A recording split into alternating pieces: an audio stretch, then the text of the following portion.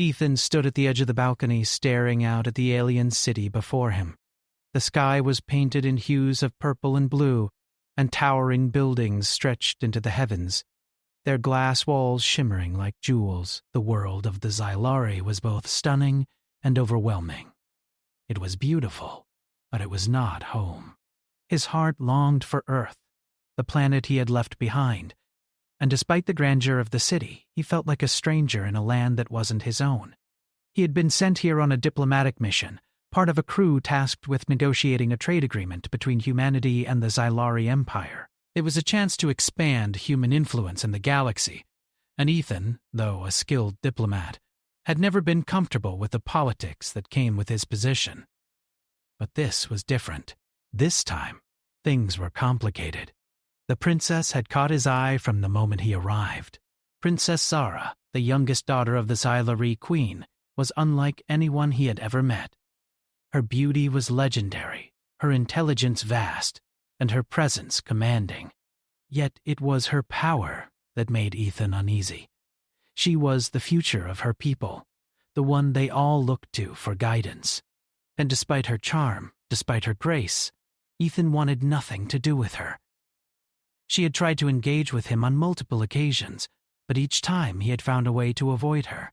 Whether it was feigning exhaustion or getting caught up in the details of the mission, he had always found an excuse to keep his distance. It wasn't that he didn't respect her. Far from it. It was just that he couldn't shake the feeling that he was a pawn in a game much larger than himself. He sighed and ran a hand through his dark hair. His thoughts were interrupted by the soft sound of footsteps behind him. He turned, his eyes meeting the gaze of Princess Zara. She stood there, her long silver hair cascading down her back like a waterfall, her violet eyes studying him intently. She wore a simple but elegant dress that highlighted her graceful figure. She was beautiful, no doubt about it. But there was something more to her, something that made Ethan uncomfortable. "You've been avoiding me," she said softly, her voice calm but firm. He had been trying so hard not to make eye contact with her, to remain focused on the tasks at hand, but now her words hung in the air like a challenge, one he wasn't sure how to meet. He had hoped that, over time, his distance would go unnoticed, but clearly he had been mistaken. "I've been busy," Ethan replied, his voice betraying the lie. He could tell by the look on her face that she didn't believe him. Zara stepped closer, her presence overwhelming. "I don't believe that! We've all been busy!" "But you've been avoiding me specifically. Why?" Her question was direct, and Ethan found himself at a loss for words. He wasn't used to this.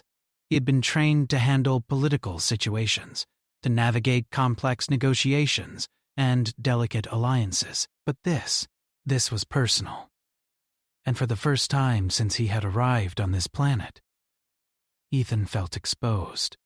He turned his gaze back to the city below, trying to gather his thoughts. "I'm not avoiding you," he said quietly. I don't think I belong here. I'm a human among an entire empire of beings who are so much more powerful than I am. I don't know how to be a part of that." "I don't know how to fit in." Zara was silent for a moment, her eyes narrowing as if she was studying him. Ethan could feel her gaze on him, intense and searching. "I see," she said at last, her voice softening. "So it's not me you're avoiding, it's the entire situation." Ethan nodded. "Yes. I didn't ask for this. I didn't ask to be here, in this foreign place, trying to negotiate something that will affect the lives of billions. I'm just one man. And I'm not enough." Zara's expression softened, but only for a moment. She stepped forward, her shoes clicking softly against the stone floor. "You're wrong, Ethan," she said, her voice steady. "You are more than enough." Ethan looked at her in surprise. Her words were unexpected, and he wasn't sure how to respond.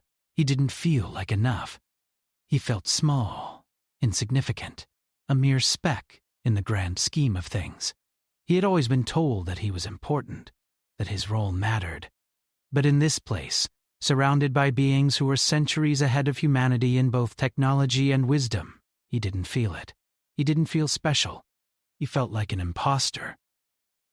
"You don't understand," he said, his voice tight with frustration. "You're the princess.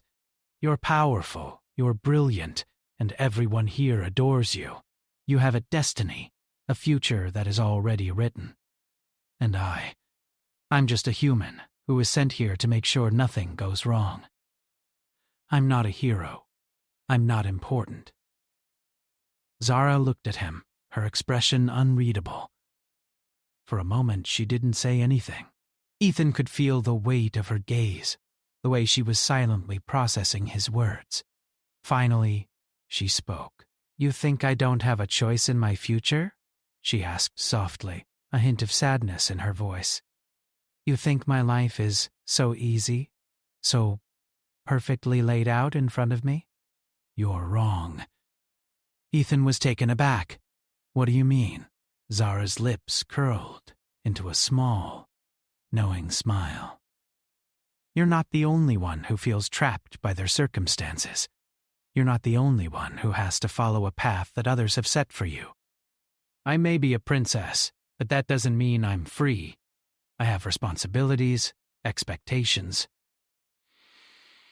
My life is not my own, and every time I try to carve my own path, I am reminded that I am just another piece in a larger game." Ethan was silent. He hadn't expected that. He hadn't expected her to reveal anything so personal. But as she spoke, he realized that their worlds, despite their differences, were not so dissimilar.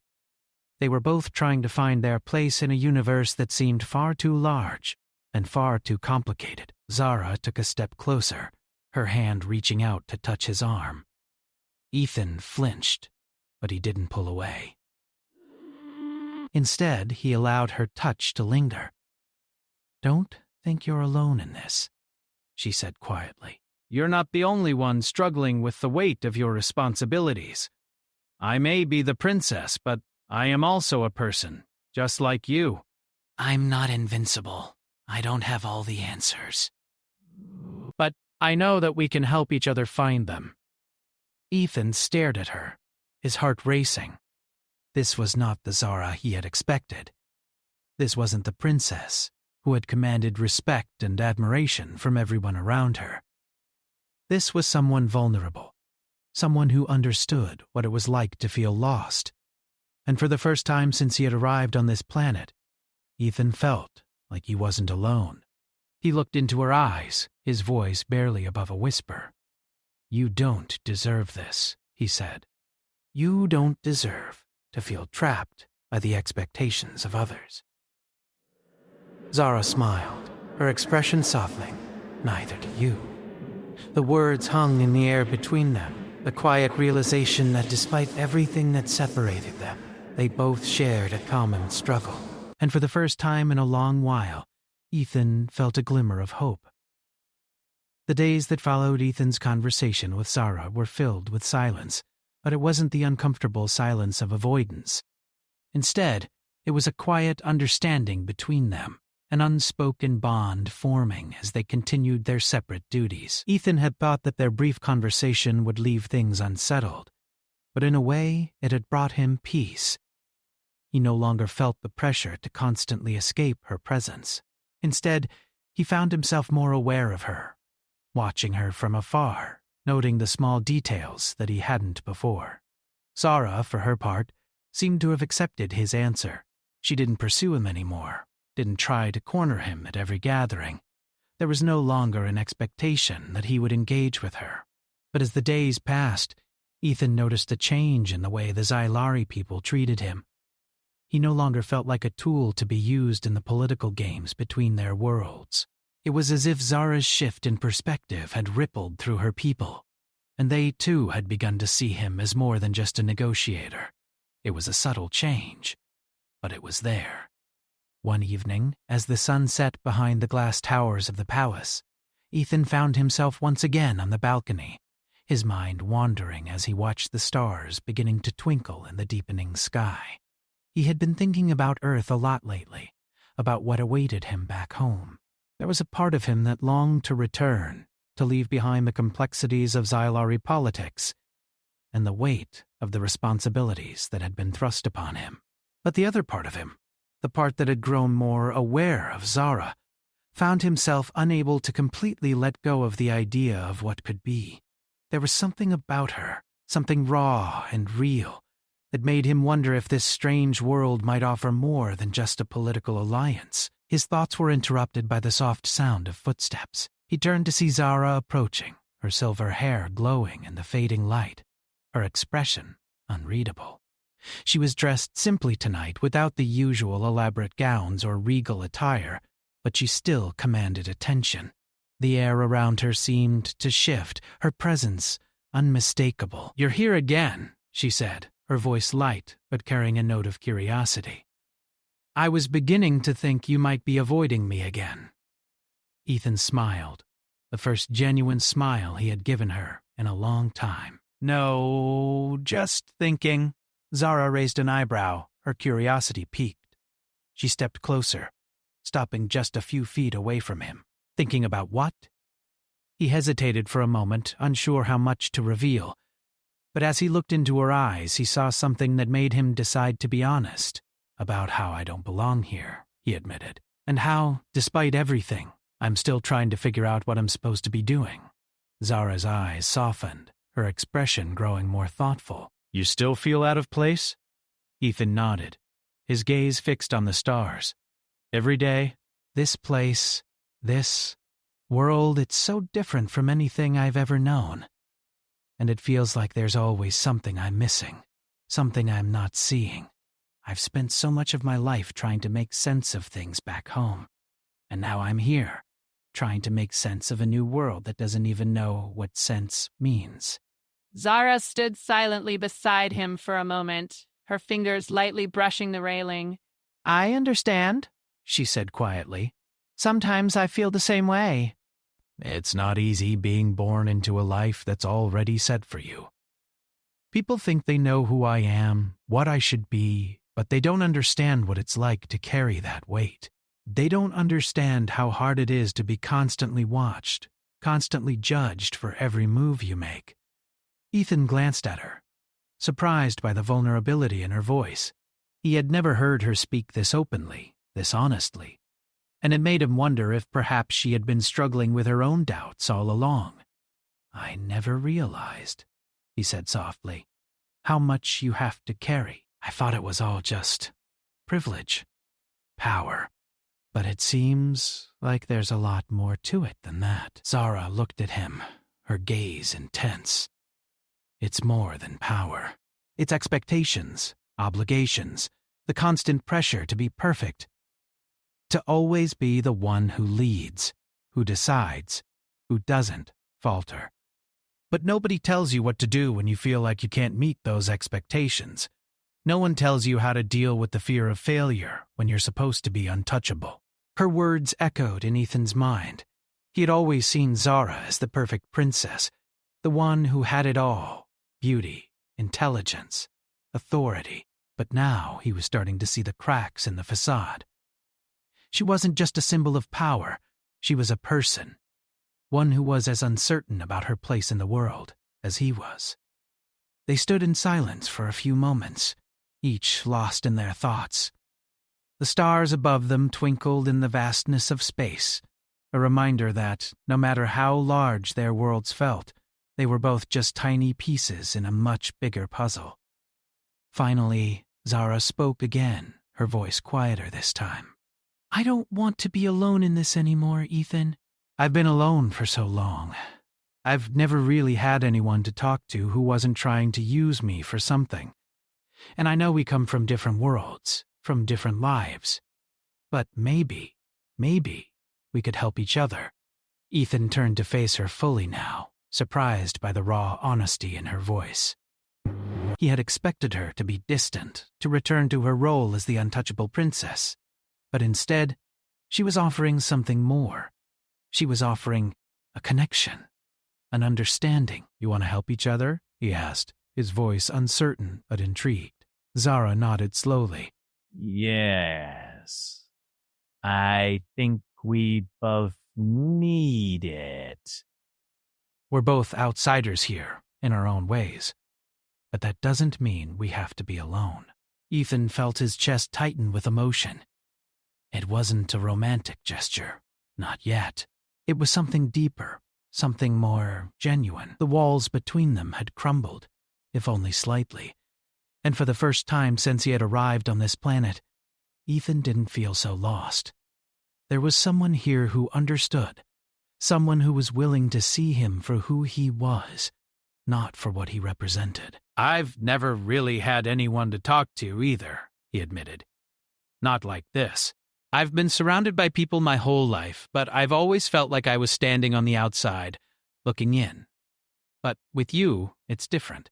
I feel like I can breathe for once."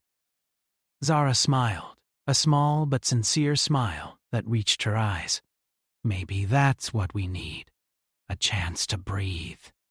They stood together in the quiet of the night, the stars watching over them.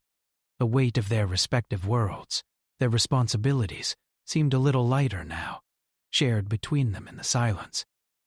Ethan didn't know where this connection would lead. He didn't know if it would last or if it was just a fleeting moment in time. But for the first time, he felt like he was starting to find his place, starting to understand what it meant to be part of something bigger. And for that, he was willing to take a chance. Zara glanced at him again, her smile lingering. "Maybe we're not so different after all." Ethan nodded, his gaze steady. "Maybe we're not." And in that moment, under the vast sky, surrounded by the weight of a galaxy that seemed so far from home, they both knew that they had found something rare, understanding, and the beginning of something new. The days grew warmer, and the tension between Ethan and Zara slowly started to melt away. What had begun as an awkward encounter on the balcony had now turned into something unexpected, a quiet companionship. They spoke more often, not just about politics or their roles, but about themselves. They shared small moments, casual conversations, and even laughter that they hadn't anticipated. Ethan found himself thinking about Zara more often. She was no longer just the princess. She was someone who had become real to him, someone with worries, fears, and dreams. It was strange, in a way, to think of her as a person instead of a symbol of power. Her vulnerability had opened a door that Ethan hadn't expected to find. He could now see beyond her crown and her status. Zara, for her part, seemed to be more at ease around him as well. The walls she had built to protect herself were slowly crumbling, piece by piece. She no longer felt the weight of her title pressing down on her every time she spoke with him. For the first time in her life, she could talk freely without the fear of being judged or manipulated. She didn't have to be perfect around him, and that was a relief. One afternoon, they met in the palace gardens. The sun was high, casting golden light over the vibrant flowers that filled the space. The scent of blooming roses and sweet jasmine filled the air, creating a peaceful atmosphere. They sat on a stone bench, side by side, just enjoying the quiet. It was a rare moment of calm in a world that seemed to be moving at a pace far too fast for either of them to keep up with. Ethan looked over at Zara, who was absent-mindedly picking at the grass, her fingers moving thoughtfully. She had told him once that she liked the simple things, the things that didn't require her to be anyone other than herself. Sitting here in the garden, it felt as though they were just two people. No titles, no expectations, just a quiet moment together. "I've been thinking about Earth," Ethan said after a long pause, his voice breaking the silence. Zara looked at him, her curiosity piqued. "Earth?" she repeated, her brow furrowing slightly. "What is it like there?" Ethan smiled, the memories of his home filling his mind. "It's different. It's a place full of contradictions." "Some parts are beautiful, peaceful even, and then there are parts that are harsh, unforgiving. But it's my home. I grew up there, and it's all I know." Zara nodded slowly. It must be strange for you, being here, so far from everything familiar. It is, Ethan admitted, his gaze drifting to the sky above them. But it's also been eye-opening. I never imagined I would be in a place like this. A place where everything is so different, so much more advanced, so much more complex. You think Earth is simple? Zara asked, her voice tinged with amusement. We may have technology and power, but that doesn't mean our world is any less complicated. Maybe, but Earth is, simpler in some ways. People there still fight over land, over resources. They struggle with things that seem so small, but they're huge to them. It's hard to explain. Zara thought for a moment. I understand. We fight over things here too. The difference is that our struggles are often hidden behind the veil of power and tradition. Our wars are fought in boardrooms and council chambers, not in the streets. But the pain is still there. The cost of it is just harder to see. Her words surprised him.